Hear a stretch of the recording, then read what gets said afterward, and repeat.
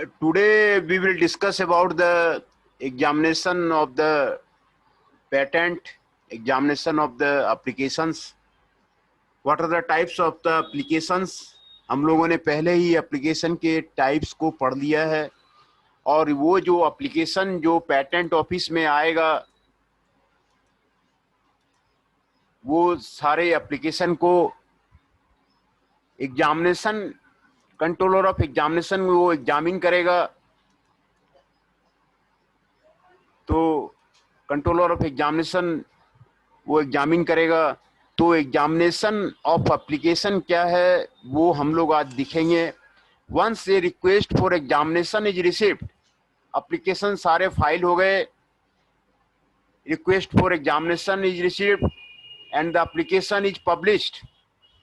जब आप application patent office में दिया जाता है तो एप्लीकेशन को पब्लिश कर दिया जाता है सेक्शन 11A के थ्रू। The application is taken for examination, वो एग्जामिनेशन के लिए भेजा जाता है in the chronological order of filing for the request for the examination. वो कंट्रोलर ऑफिस में कंट्रोलर के द्वारा एग्जामिनेशन किया जाता है। तो the patent application is referred to an examiner, वो एग्जामिनर को रिफर किया जाता है by the controller for conducting the formal as well substantive examination as पर the subject matter of invention. जो इन्वेंशन किया गया है उसके जो सब्जेक्ट मैटर है उसके सब्सटेंसिव एग्जामिनेशन के लिए भेजा जाता है। Area of specialisation of the examiner, जो एग्जामिनर उसका एरिया ऑफ स्पेशलाइजेशन है वहां पर उसको एग्जामिन के लिए भेजा जाता है। जितना एप्लीकेशन आता है 30 फॉर्म भरे जाते हैं, पेटेंट ऑफिस में जमा किया जाता है और उसको एग्जामिनेशन के लिए भेजा जाता है। जो एरिया ऑफ स्पेशलाइजेशन है उसको एग्जामिन करता है।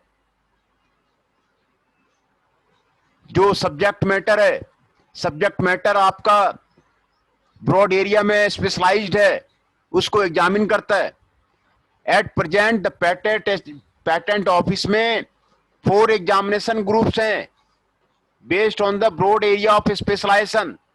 Chemistry and allied subject, biotechnology, microbiology and allied subject, electrical, electronics and related subject, mechanical and other subjects. ये आपको 4 ब्रॉड एरिया ऑफ स्पेशलाइजेशन है जिसमें आपको एग्जामिन होगा। जो एप्लीकेशन जो फाइल किया गया है वो आपको एग्जामिन होगा, है ना। तो ये 4 ब्रॉड एरिया है जिसमें आपको एग्जामिन होगा। The reference to the examiner is made ordinary within 1 month.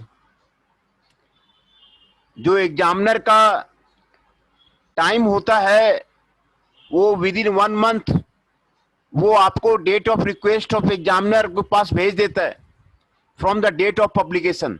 आपने एप्लीकेशन पेटेंट ऑफिस में फाइल किया, वो डाटा उसको पब्लिश कर दिया जाता है।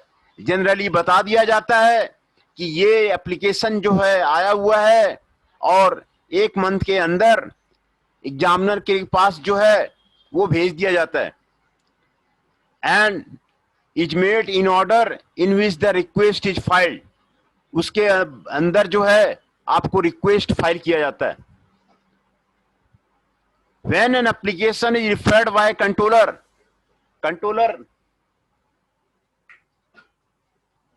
तो examiner makes a report on the patentability पर उसका रिपोर्ट तैयार करता है, एग्जामिनर तैयार करता है। As well matter of the ordinary within 1 month of not exceeding 3 month, 1 month से 3 मंथ के अंदर में वो section 11A and 12 rule 24B के अंडर में वो एग्जामिनर जो है रिपोर्ट तैयार करता है पेटेंट एप्लीकेशन का। तो ये है एग्जामिनेशन ऑफ एप्लीकेशन, है ना।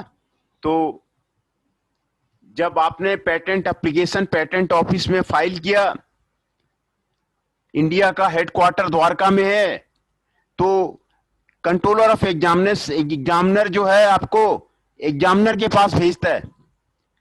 जैसे ही आपने एप्लीकेशन दिया, एप्लीकेशन को पब्लिश कर दिया गया और 1 महीना के अंदर विद इन मंथ आपको जो आपको स्पेशलाइजेशन ऑफ द उसका एरिया है, स्पेशलाइजेशन एरिया का आपके वहां पर एग्जामिन के लिए भेजा जाता है।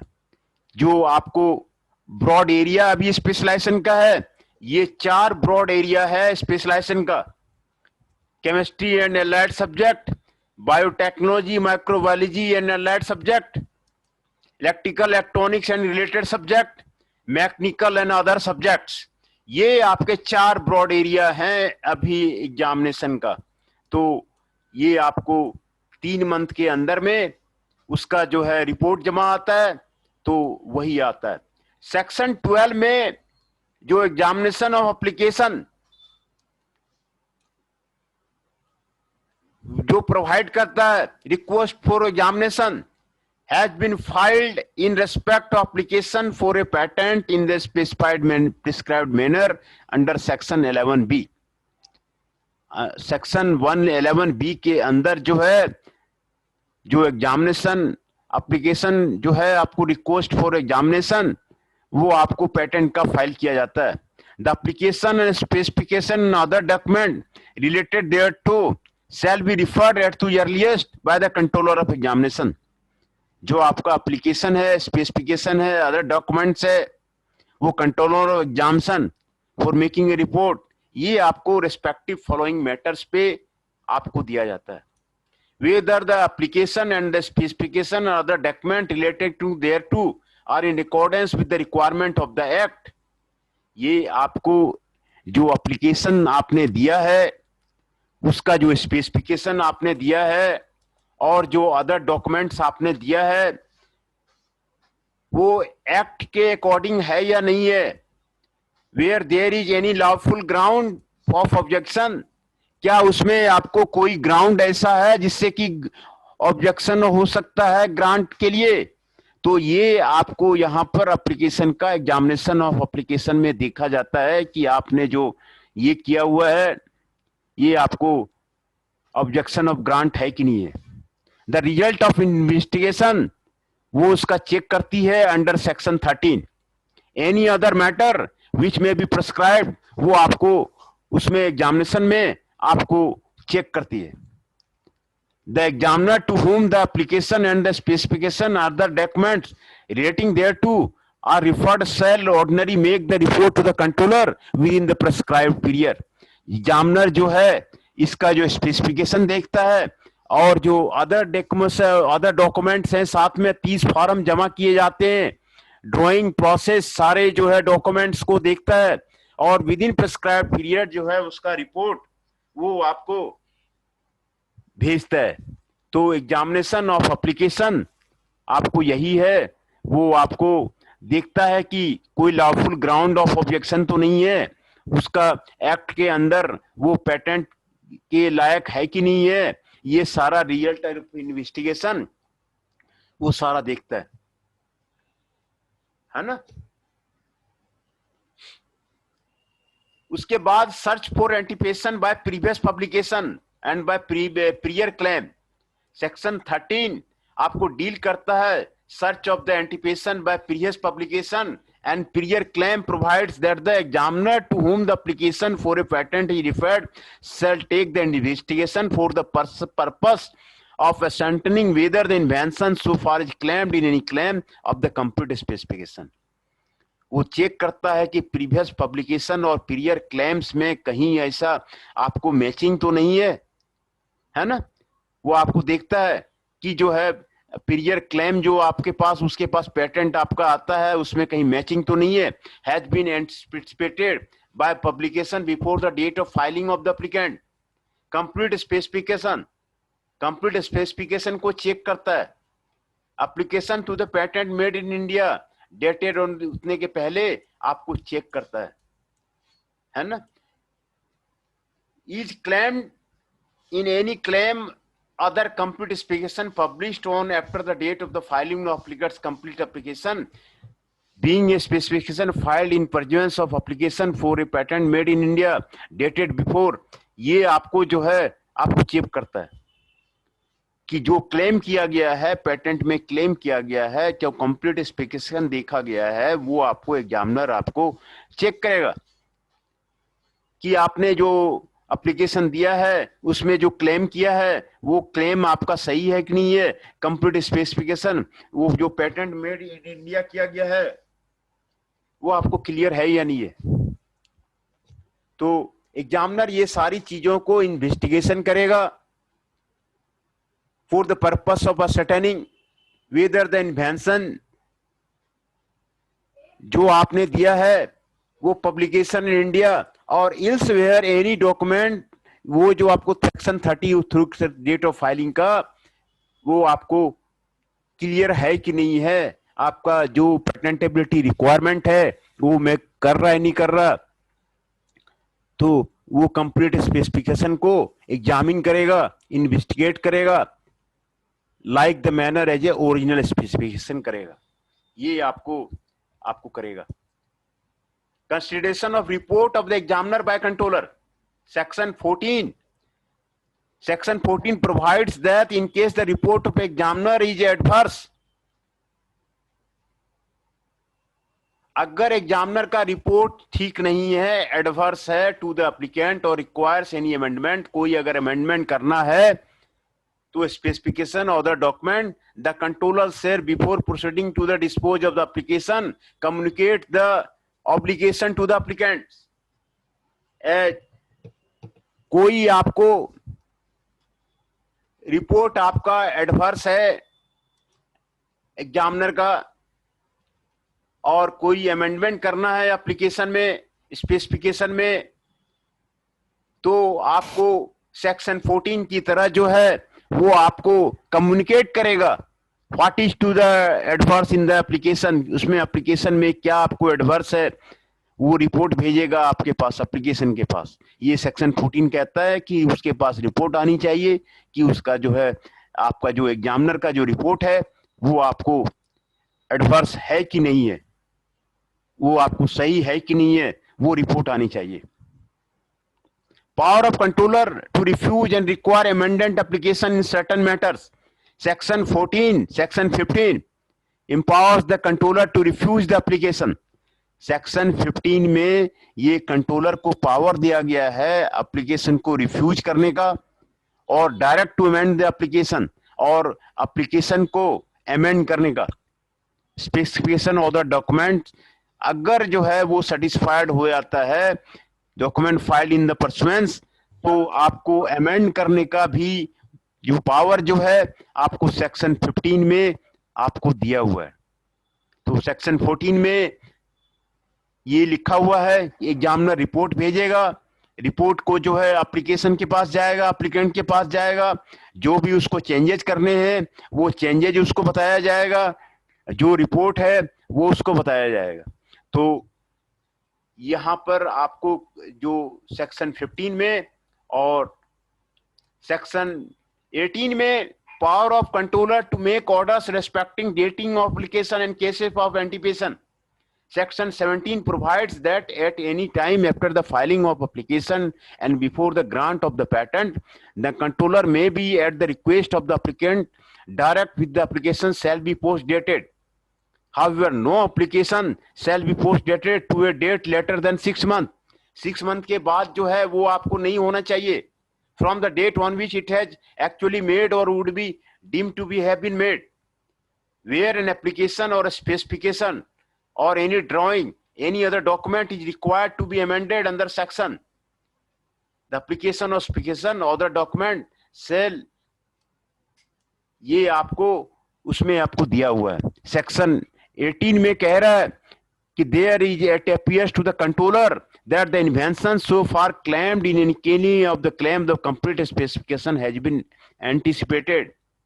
He may refuse the application unless the applicant, जब तक कि applicant shows the satisfaction to the controller, controller को satisfaction show करता है that the priority date of the claim of his complete specification is not later than that the which the relevant document were published and amended his complete specification to the satisfaction to the controller.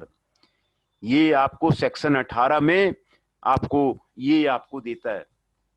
तो ये सारा cases examiner जो है check करेगा, इसी के बारे में आपको दिया हुआ है। आपको जो सेक्शन यहां पर आपको देख रहे हैं, section 12, section 11 reference to the examination, section sir आपने ग्रुप पे डाल रखी है पेटेंट्स वाली। हाँ ये तो गया हुआ है, ये तो गया हुआ है। ये यूनिट 3 का जो पिछला है उसी एक ही फाइल में सारा जो है मैंने भेजा हुआ है ना। यूनिट 3 का जो नोट्स है उसी में पिछले वीक में ही मैंने आपको यूनिट 3 का कंप्लीट नोट भेजा था। उसी में आपका है ये एग्जामिनेशन ऑफ एप्लीकेशन है आपका, है ना, एग्जामिनेशन ऑफ एप्लीकेशन। तो यूनिट 3 का ये टॉपिक है एग्जामिनेशन ऑफ एप्लीकेशन। एप्लीकेशन पहले तो concept of patent of application बताया आपको, क्लेम्स बताया, पेटेंट क्लेम्स क्या है। तो ये कंट्रोलर के पास जाएगा, पेटेंट ऑफिस में जाएगा। तो ये एग्जामिनेशन ऑफ एप्लीकेशन है, ये आपको ग्रुप में दिया हुआ है। पिछले वीक में ही मैंने इसको डाल दिया था, यूनिट 3 का है ना, यूनिट 3 का ये टॉपिक है। तो ये आपको डाला हुआ है। तो इसमें जो सेक्शंस हैं, सेक्शन 11 है, उसमें रेफरेंस फॉर एग्जामिनेशन देता है आपको। इसमें आपको ये कह रहा है कि सर हाँ बताइए। सर आपके पास जो आपने अब तक भेजा है वो है आपके पास? हाँ सर मेरे को आप सेंड कर सकते हैं, क्योंकि सर मेरा फोन फॉर्मेट हो गया गलती से और मेरा सब कुछ डाटा आप चला गया। ईमेल आईडी भेज दीजिए, मैं आपको भेज दूंगा, सारा डिटेल भेज दूंगा। ईमेल ठीक है आईडी सर, मैं आपको आप ईमेल आईडी भेज दीजिएगा, आपके पास वो ठीक है सर, चला जाएगा। हाँ ठीक है सर। और इसके बिना काम भी नहीं चलेगा। ये लाइफ लाइन है, ये अकॉर्डिंग टू सिलेबस आपका प्रिपेयर किया गया है। वो बाकी सारा दे रखा है ना सर आपने, सारा उसमें हाँ जो अब बिल्कुल तक भेजा है? बिल्कुल अकॉर्डिंग टू द सिलेबस है। ये आपको लाइफ ठीक है सर। है। अगर ये आपको नहीं हुआ तो फिर एग्जामिनेशन में आपको दिक्कत हो जाएगी। कोई भी बुक्स मार्केट में अवेलेबल नहीं है, जो कि आपको कॉर्निश की बुक है वो महंगी है, आप ले नहीं पाएंगे। ठीक है नारायणी सर। की बुक है वो आप ले नहीं पाएंगे, मर्जर की बुक है वो ले नहीं पाएंगे, ब्रियान सी रीड की बुक है वो आप ले नहीं पाएंगे, वहाँ कॉलेज में भी अवेलेबल नहीं है। मोस्टली बुक्स जो ठीक है है सर। ब्रिंकॉफ की है, विलियम हुक की है, जॉर्ज सूक की है ना, सुकम की है, वो कॉलेज में भी अवेलेबल है नहीं। कॉलेज में भी, ठीक है सर। लाइब्रेरी में भी अवेलेबल है नहीं है, और मार्केट में आपको उसका रेट काफी ज्यादा है। तो इसके बिना आपको काम चलेगा नहीं। वो इसमें और आपको सर मैं ये कह रहा था हाँ सर, वो ये रामदत्त थोड़ा वो डिस्कनेक्ट हो रहा है बार बार, इसकी सर अटेंडेंस दिला देना। रामदत्त भट्ट, ठीक है जी, मैं जी अभी सर। रामदत्त भट्ट की मैं अभी नोट कर ले रहा हूँ। ठीक है सर, मैं आपको सर ईमेल आईडी भेज देता हूँ, आप देख लेना। हाँ ईमेल आईडी भेज दीजिए, आपको चला जाएगा वो।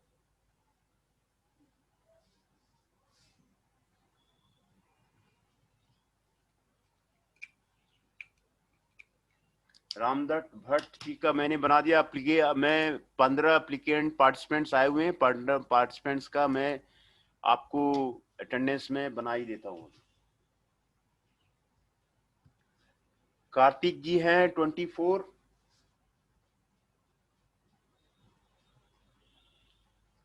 आकाश पवार जी हैं 03, चंदन शाह हैं 08, हिमांशु जी हैं 17, हृदय जी हैं 19, जैनेश चौहान जी हैं 22, कौशल जी हैं 25, पवन नेगी जी हैं 30, शेखर जी हैं 41,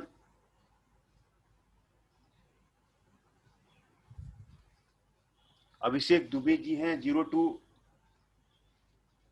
अंकित शर्मा जी हैं 06, हिमांशु पुंडीर जी हैं 18,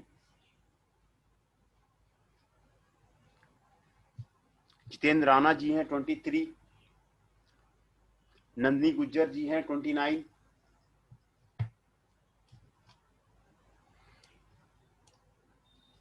रौनक कुमार जी हैं 39,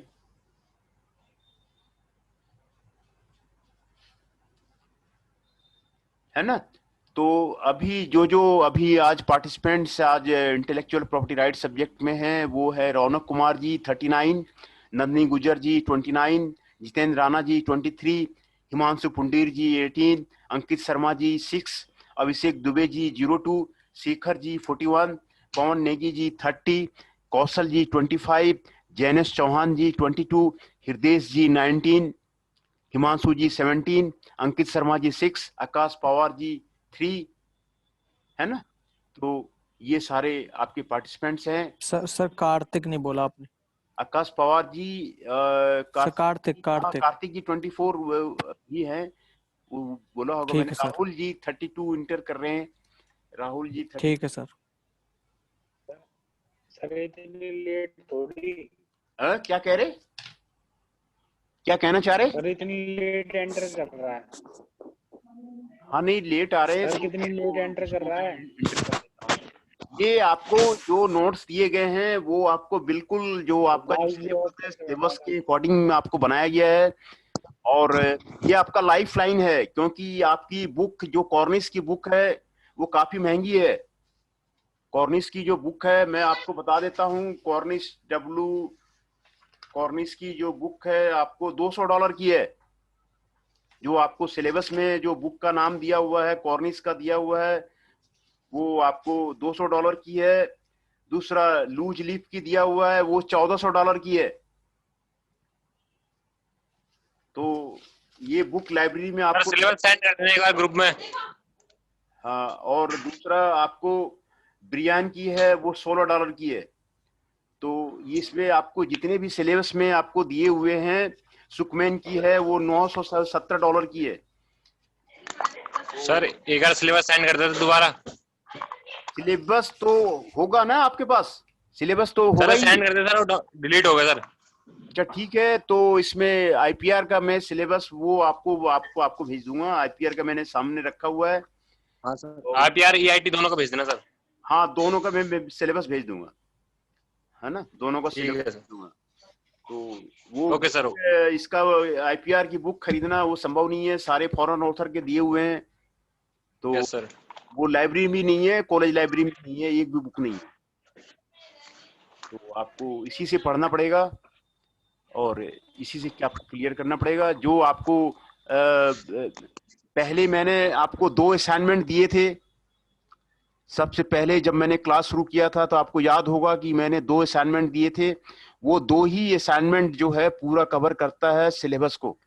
फिर इन्होंने बोला कि 5 असाइनमेंट देने हैं, तो वो यूनिट वाइज मैंने आपको तोड़ करके वही क्वेश्चंस 5 असाइनमेंट में अब मैंने डिस्ट्रीब्यूट करके फिर भेजा है ना। आपको बात समझ में आ गई? पहले मैंने आपको 2 असाइनमेंट पहले दिए थे क्लासेस शुरू होने के पहले,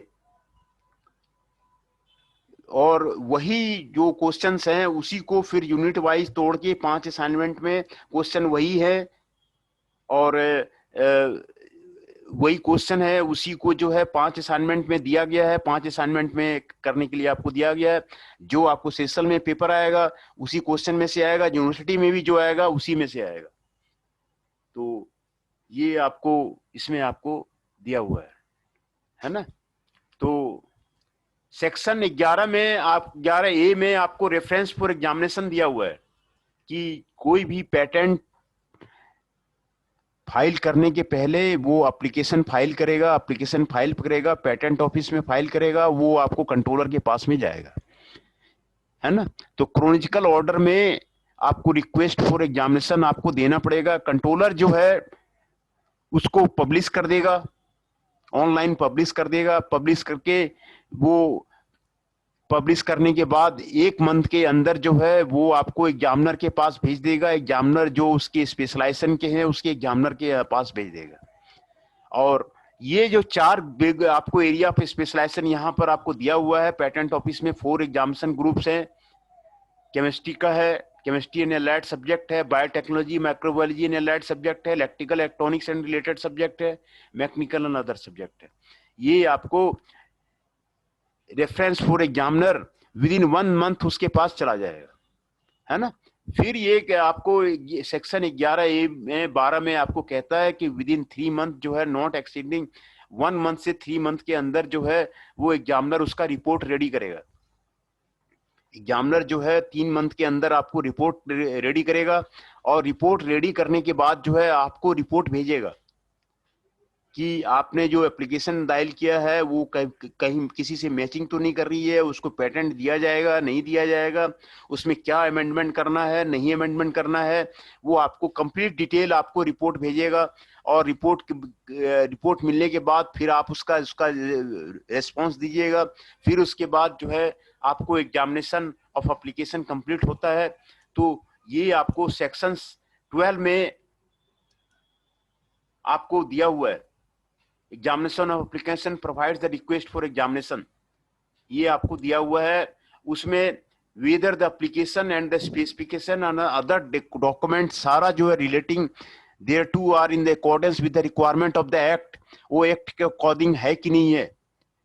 दूसरा डॉक्यूमेंट भी वो एग्जामिनर मांग सकता है।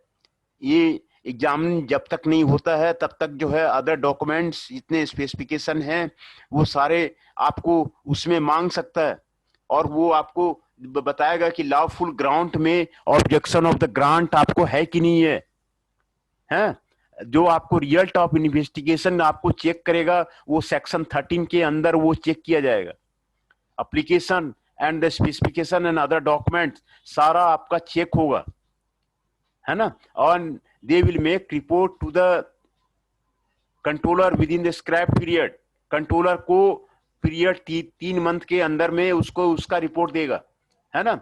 तो ये आपको सेक्शन 13 ये उसी को डील करता है कि कोई प्रीवियस एप्लीकेशन पब्लिकेशन या पीरियड क्लेम उससे मैच तो नहीं कर रहा है, ये उसी की चेकिंग होगी कि जो पहले का कोई पब्लिकेशन है वो उसमें मैच तो नहीं कर रहा है। रिसर्च पेपर में भी यही होता है कि भाई आपको एक भी लाइन उसमें मैच नहीं कर रही चाहिए, उसमें आपको दिया हुआ रहता है कि कितना % जो है आपने मैच करा है। वो आपको सॉफ्टवेयर है, सॉफ्टवेयर से आपको पता चल जाता है, क्लियर हो जाता है कि आपको मैच करा है नहीं करा। तो ये आजकल तो सॉफ्टवेयर हुए हैं तो सॉफ्टवेयर से पता चल जाता है ना। तो ये कंप्लीट स्पेसिफिकेशन जो है वो आपको वो चेक होगा। ये आपको दिया हुआ है कि एनी क्लेम जो उसमें किया गया है, क्लेम आपका ठीक है कि नहीं, complete specification date of filing के अकॉर्डिंग जो है कि नहीं है। तो ये आपको एग्जामिनर के पास जाएगा और वो इन्वेस्टिगेट करेगा। ये आपको सेक्शन आपको बता रहा है सेक्शन 14 में आपको consideration of the report at the examiner, examiner का रिपोर्ट जो है वो आएगा सेक्शन 14 में। ये दिया हुआ है कि एग्जामिनर अगर एडवर्स रिपोर्ट देता है और कोई अमेंडमेंट चाहता है और कोई डॉक्यूमेंट चाहता है तो वो उसके बारे में आपको कम्युनिकेट करेगा, जो एप्लीकेंट है उसको कम्युनिकेट करेगा। अगर कोई एडवर्स रिपोर्ट है, वो कुछ अमेंडमेंट चाहता है और कोई स्पेसिफिकेशन चाहता है और कोई डॉक्यूमेंट चाहता है तो वो आपको जो है कम्युनिकेट करेगा। एंड उसके बाद सेक्शन 15 में आपको कंट्रोलर का पावर दिया हुआ है। कंट्रोलर जिसको रिफ्यूज भी कर सकता है और दूसरा अमेंड भी कर सकता है। एप्लीकेशन में अमेंड कर सकता है, रिफ्यूज कर सकता है, और कोई भी स्पेसिफिकेशन और डॉक्यूमेंट्स को वो रिफ्यूज कर सकता है। अगर कंट्रोलर आपको सेटिस्फाइड है तो फिर जो है कंट्रोलर उसको जो है आपको पेटेंट के लिए वो ग्रांट करेगा। सेक्शन 17 में आपको फाइलिंग एप्लीकेशन का ये आपको पावर टू कंट्रोलर दिया हुआ है सेक्शन 17 में, है ना। Within 6 month however no application shall be post dated to date later than 6 month, है ना। तो ये आपको दिया हुआ है।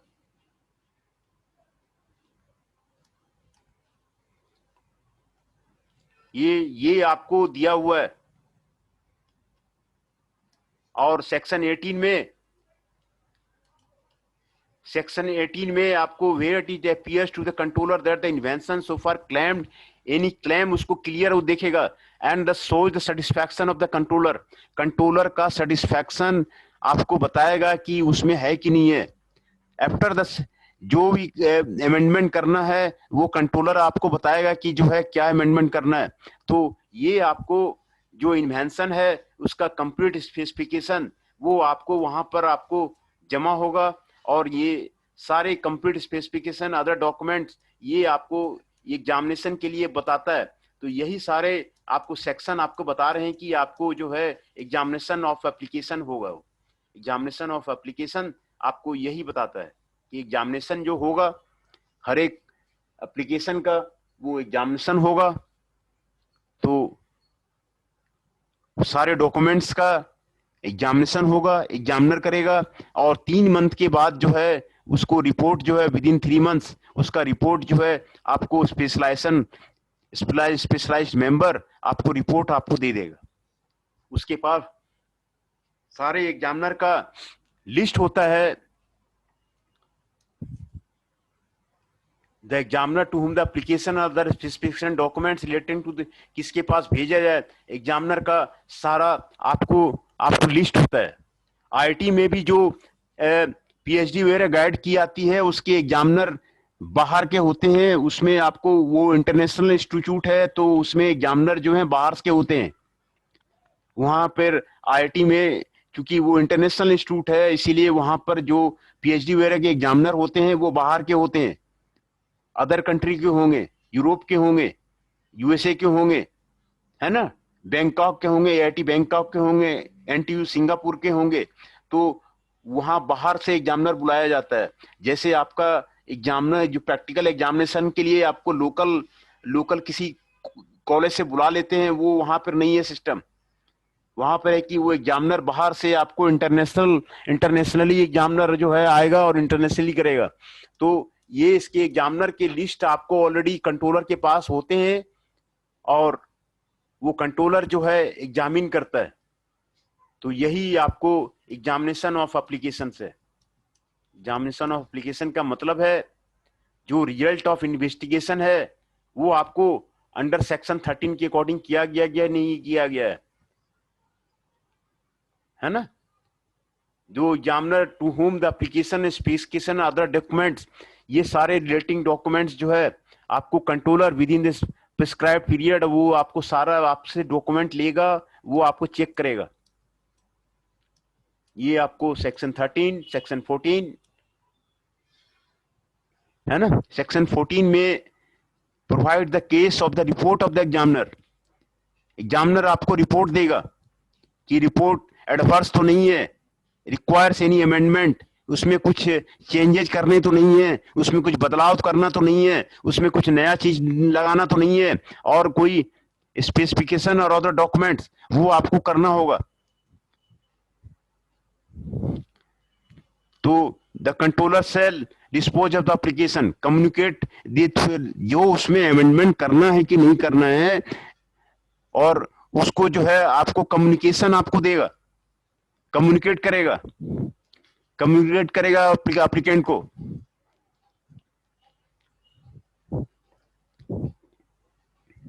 कम्युनिकेट करेगा वो जो है वो एप्लीकेंट को वो जो है कम्युनिकेट करेगा। तो ये सेक्शन 14 में दिया हुआ है। सेक्शन 15 में आपको दिया हुआ है जो कंट्रोलर रिफ्यूज कर सकता है किसी एप्लीकेशन को और डायरेक्ट टू अमेंडमेंट कर सकता है, और स्पेसिफिकेशन और अदर डॉक्यूमेंट्स ये कर सकता है। If he satisfied then the application और स्पेसिफिकेशन और डॉक्यूमेंट फाइल इन द, तभी जो है वो कंट्रोलर जब तक सेटिस्फाई नहीं होगा तब तक आपको वो पेटेंट की गारंटी के लिए आपको नहीं देगा आपको, है ना। तो सीलिंग ऑफ पेटेंट के लिए ग्रांट के लिए आपको नहीं भेजेगा। इसीलिए एग्जामिनर को आपको कंट्रोलर को सेटिस्फाई होना आपको जरूरी है ना। तो यही सेक्शन है आपको, ये आपको दिए हुए हैं, यही एग्जामिनेशन ऑफ एप्लीकेशन है, यही एग्जामिनेशन ऑफ एप्लीकेशन है। ब्रॉड एरिया कहां कहां पर आपको एग्जामिन होगा, ये आपको ब्रॉड एरिया दिया हुआ है पेटेंट ऑफिस में।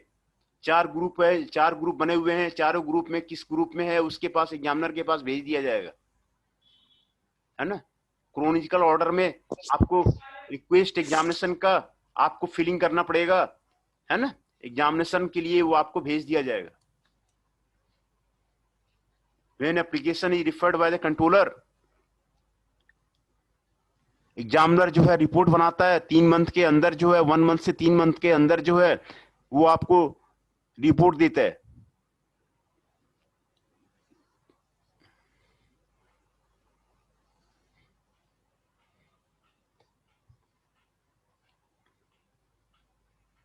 ये आपको रिपोर्ट देता है।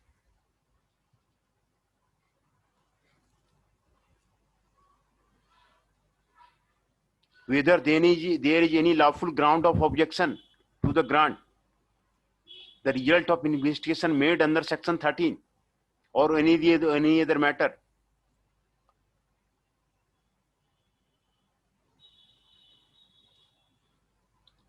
ये आपको एग्जामिनेशन ऑफ द एप्लीकेशन आपको बता रहा है।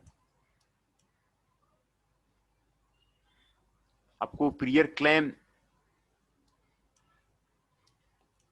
Filing of the applicants complete specification, ये आपको बता रहा है।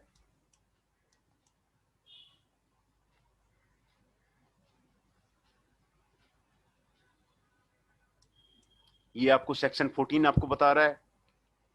Examiner is adverse to the application, requires any amendment to the application specification of the documents, communicate करता है। सेक्शन 15 में रिफ्यूज करने का एप्लीकेशन को दिया हुआ है, डायरेक्ट अमेंडमेंट को आपको दिया हुआ है, ये आपको दिया हुआ है। सेक्शन 17 में at any time filing of before the grant of the patent, the controller may request the applicant direct that the application shall be post dated such date as may be specified in the request, proceed for the application accordingly. This is subject to the provision of section 9, ये आपको देता है। Section 18, where it appears to the controller that the invention so far claimed in, जो आपको complete specification का anticipated करता है, he may refuse the applications unless the applicant shows the satisfaction to the controller. Controller जो है refuse कर सकता है जब तक कि कंट्रोलर वो सेटिस्फाइड नहीं हो जाता है पीरियड डेट से। जो पूरे कंप्लीट स्पेसिफिकेशन है, रिलेटेड डॉक्यूमेंट्स है, आपको कंट्रोलर जब तक सेटिस्फाइड नहीं हो जाता है तो वो रिफ्यूज कर सकता है। सेक्शन 18 ये कहता है। और जो भी अमेंडमेंट करना है, complete specification satisfaction of the controller, वो आपको यहां पर करता है। तो if it is appears to the controller that the invention is claimed in a claim, तो कंप्लीट स्पेसिफिकेशन आपको बताता है ना। तो ये कंट्रोलर का सेटिस्फैक्शन पर ही आपको पेटेंट ग्रांट होगा। ये एग्जामिनेशन ऑफ एप्लीकेशन है। ज्यादा हम आगे आज ले भी नहीं जा रहे। आपको एग्जामिनेशन ऑफ एप्लीकेशंस में जो आपको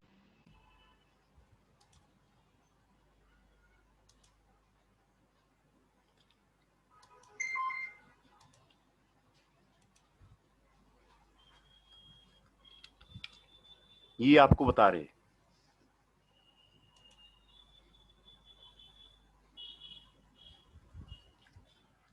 रेफरेंस ऑफ एग्जामिनेशन है जो आपको क्रोनोलॉजिकल ऑर्डर में आपको दिया गया है। टाइम खत्म हो गया है, इसीलिए कट गया था वो। बंद कर दें,